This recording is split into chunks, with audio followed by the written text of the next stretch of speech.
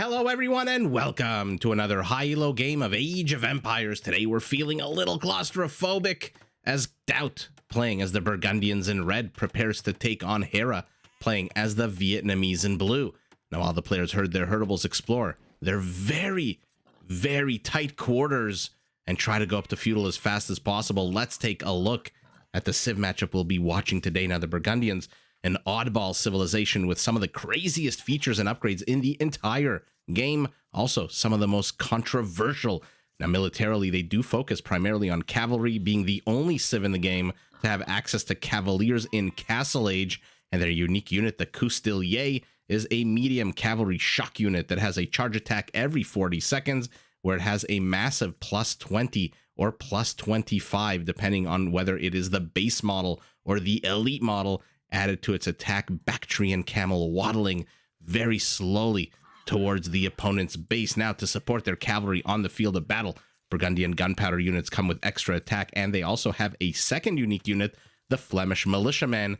This is a medium infantry unit with a pretty decent attack bonus against cavalry, and if that's not enough for you, the Burgundians can conscript their entire civilian population by turning every single villager into a Flemish militiaman, and allowing even more Flemish militia to be trained out of their barracks. Now, to help pay for the Burgundian war machine, their stable techs are cheaper, their relics also generate food in addition to gold. All economic upgrades are available one age earlier and also cost less food. And lastly, their farmers can be upgraded to also generate a small amount of gold while they till their fields. Now, on the opposite side of this very tiny little constrained space, which, by the way, is anyone else getting Socotra vibes from this map? This mega random map, except without rocks and water. It is just a big, thick, juicy forest. Looks like Hera's Bactrian camel also. I wonder why Bactrian, why not dromedary? But questions we never have answers to. So moving on, the Vietnamese, very much an archer civilization with access to two very cool archers. The first is the Rattan archer. This is the second fastest foot archer in the game, comes with a decent attack and a massive amount of pierce armor. Think Huskarl levels, making it very hard for enemy archers to kill. The second is, I think, a crowd favorite, the Imperial Skirmisher, a better armored version of the Elite Skirmisher that comes with a higher attack and bonus against foot archers and cav archers. Now, if that's not enough range for you, archers for you, every single unit that comes out of a Vietnamese archery range also comes automatically with 20% more HP. Now, to support their ranged units on the field of battle, Vietnamese elephants can be upgraded to get 100 extra HP, and in Imperial, they hit the ground running militarily by getting conscription automatically and for free. Now, to afford the cost of training their ranged units and battle elephants, all economic upgrades cost no wood, and their lumberjacks can be upgraded to generate a small amount of wood. Now, unlike other civs that have bonuses or features designed to protect them against raiding, the Vietnamese have a feature that allows them to raid much more efficiently. Let's take a look at Hera's line of sight.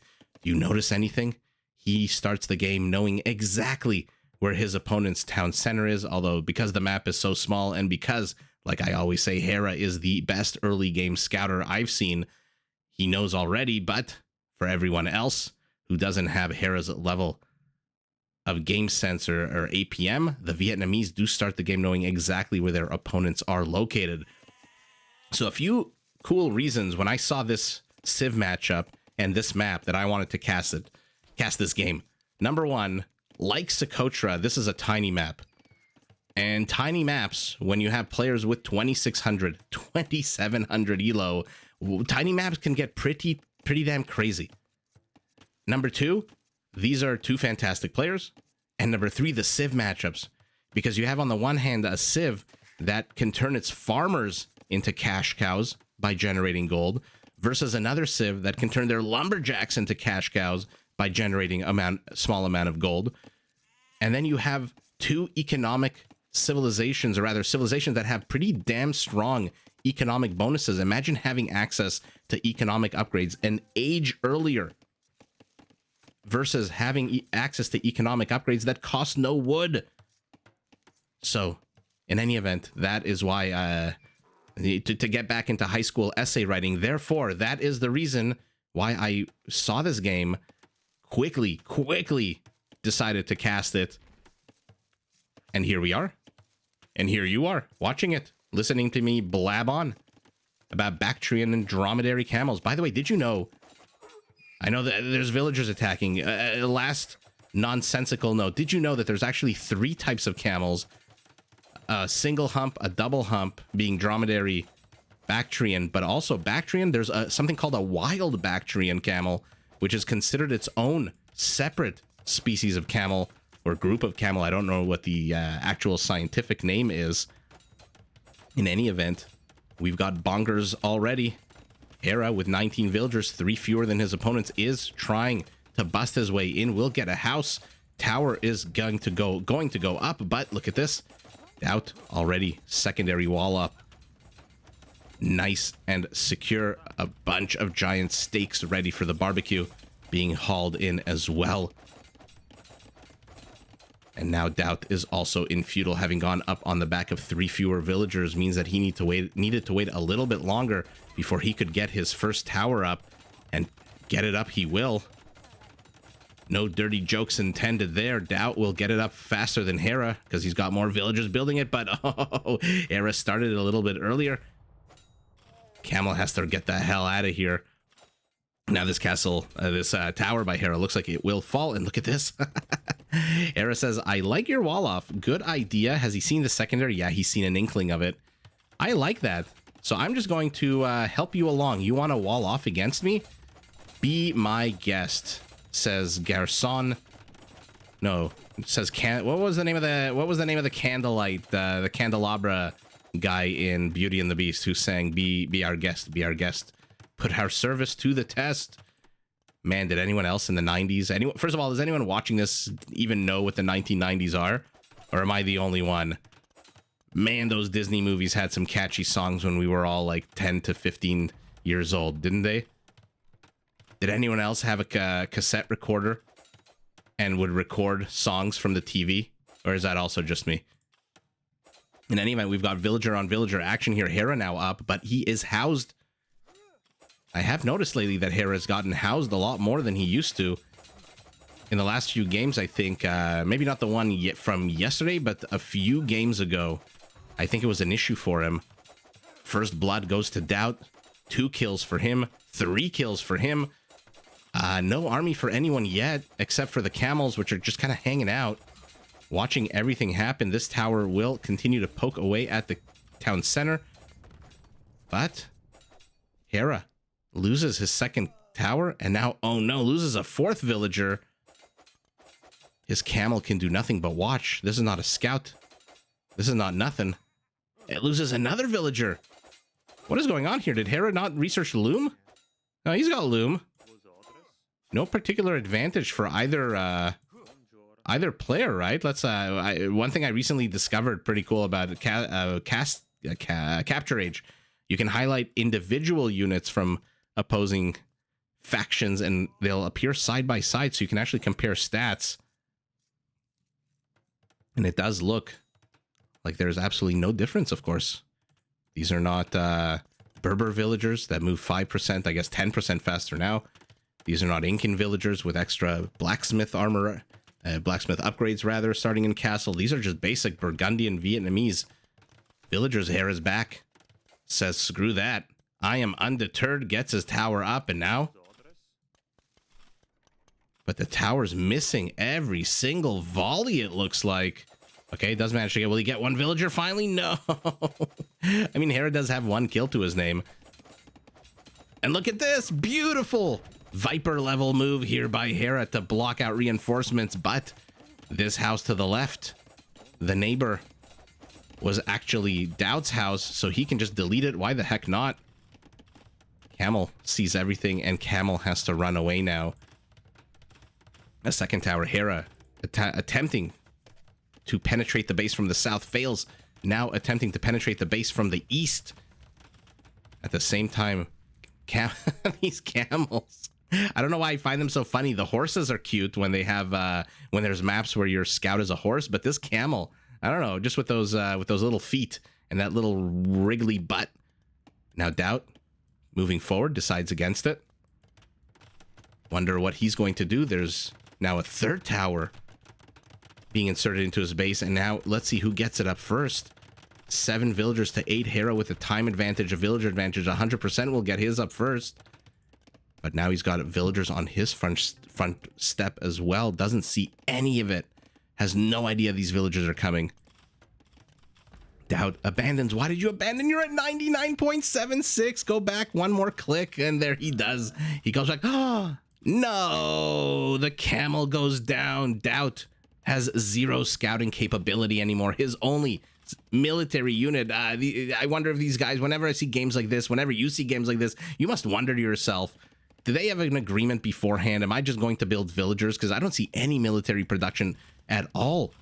I see a barracks, but I don't see nothing from that barracks.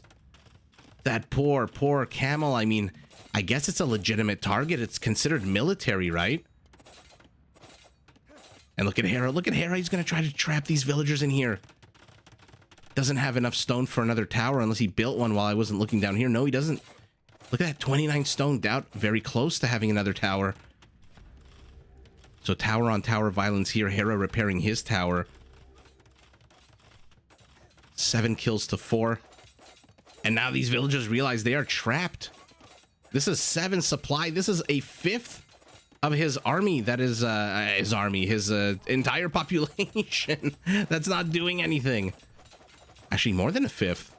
A little bit more than a 5th. We'll call it a 5th for we're not, you know, we do pi to the nearest 2 numbers. We say 3.14. We don't go the full. We don't go the full what's the word I'm looking for? Infinite pattern. But you know what? For all that Hera has trapped 7 villagers in here, he himself needs 3 villagers to repair, and he's losing wood repairing this. So I don't know who wins here. Is it the 7 idle villagers trying to bust out, or is it the 3 villagers, idle villagers, if you want to call them, that are losing wood? Houses from Hera will get attacked. He still has 4 villagers. So Hera himself has 7 villagers that are not doing anything. Although 4 more here means that DauT also has 4 more villagers. Oh, try to repair your house underneath tower fire, says DauT. And Hera busts in. He's got to deny the tower? I mean, he's got to deny the tower. That wasn't meant to be a question. And look at this. This is like in those movies where you know your own soldiers get trapped behind enemy lines and you just stare at them from a hole in the wall, a window or something. This reminds me. Remember the movie The Rock, when they first steal those green poison balls? I don't know how else to call them. Those balls that kill everything, and they drop one. And the soldiers carrying them drop one, and one of the soldiers gets stuck inside the room and his face melts. And I forget if Ed Harris is there and he salutes him or something, but he stares at him through the window while he dies. Those are those 2 villagers. They were sent in there. They knew it was a one-way trip, or maybe they didn't. Who knows how much these units actually know when their overlords click them to go here or there. Let's take a quick survey of what's going on. DauT's tower is clearing up the houses here. Hera's towers, I mean, they're getting him off this stone, but he still has this stone over here. DauT with a lot more stone than his opponent, by the way, and now bringing more villagers. Look at Hera. Wants another tower, wants to defend this. The slow-moving villagers. This is an amazing game so far. 14 kills to 7 for our Burgundian. And look at that, Hera with the only military kill. poor camel. Oh, he busted in. Or rather, he busted out. And now he's trying to bust out again. DauT. How many villagers did he send here? 13 villagers. Hera's got 11. No, never mind. I over-dragged the mouse. 11 to 8. 11 plus another 5, 16. DauT is going to press the issue here. Camel having a showdown with whatever the hell's inside of that outpost. Still nothing happening here. DauT. Interesting. That villager just literally 1 millimeter outside the attack range. DauT's tower does go down. But he is just bringing so many villagers. This has the feeling of a make or break move, right? For DauT. I mean, he's getting Horse Scholar behind all this, so He wants to keep producing villagers. And Hera's tower is down. Well, no, I called it prematurely. Okay, never mind. Now it's down. Hera's villager gets surrounded here. Oh no, what is happening? Look at the HP on DauT's villagers. It's absolutely horseshit. But he's got a tower to back him up. A tower full of 5 villagers. Oh, double whammy there for Hera. Oh.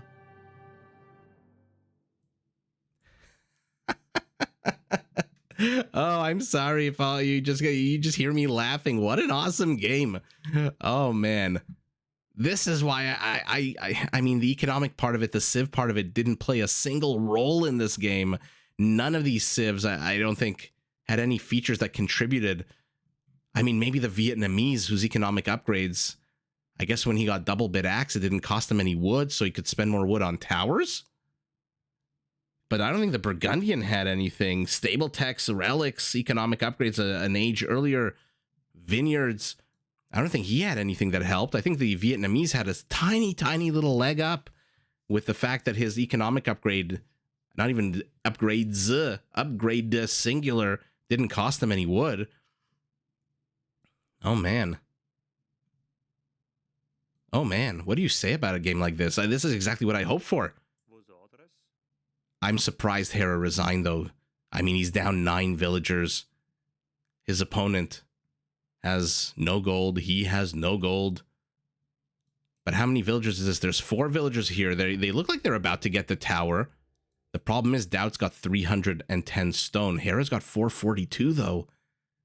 Interesting. I think he just lost too many villagers here. I mean, being down 9 villagers is what? Being down 30 to 40% population? What's the APM? Hera. Oh my god, at the 15-second mark, at the 2-minute mark. So a fairly relaxed game. Let's look at the economy. Oh my god, almost identical. 500 wood separating them, 400 food separating them, but stone, our Vietnamese, a leg up. This is going to be hilarious. Military. Army high, 1. Look at the line when he lost his camel. That poor camel. That poor camel. It wasn't doing anything. It wasn't even active. Maybe it just could have hung out and become best friends. Should make a movie, by the way, about 2 soldiers from opposing armies who become best friends. They don't have to be camels, unless it's like a Disney movie. But look at this. DauT sending even more villagers forward. I wonder if Hera saw this and said, oh, I know you're reinforcing this. I don't want to commit anymore. My villagers are just not going to be able to handle this. I over-engaged here. I've got 4 villagers. Maybe he's worried that these villagers are going to pivot this way and surround these guys. This tower still has 334 HP. In any event, what an absolute fun game. This is why, when you see maps like this, watch the games. Watch the games, especially with players as creative and as fun as these two. DauT with a DauT tower, this game, not a DauT castle. Ultimately, gets more villager kills, 24 to 13. Although I shouldn't say 13 villager kills, 24 to 12 villager kills.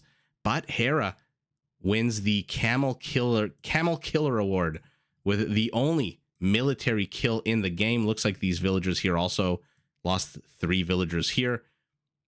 And ultimately, DauT just manages to kill a few more villagers than his opponent, basically double the villagers, 24 to 12.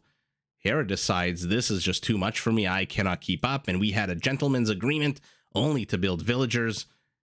Decides to tap out, lives to fight another day. And it is DauT, our Burgundian in red, who takes the W. But really, what a hilarious, fun game. Shout out to all the camels out there watching, Bactrian, Dromedary, or otherwise. I went on a bit of a camel kick a few days ago, which is why I am so full of camel knowledge. And at the end of the day, DauT, our camel master, gets the big W, and GG to both players. Did you enjoy this video? Check out these other clips and make sure to subscribe and enable notifications so that you're notified of my latest uploads.